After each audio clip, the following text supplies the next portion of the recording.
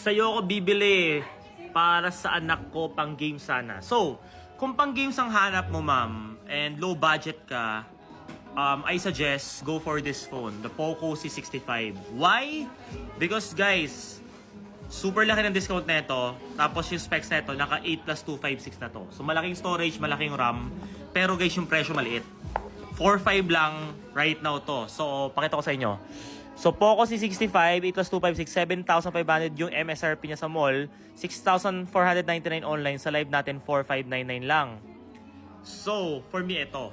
Talaga maganda talaga. Kung may extra budget ka, you can go for Redmi Note 13, which is this phone.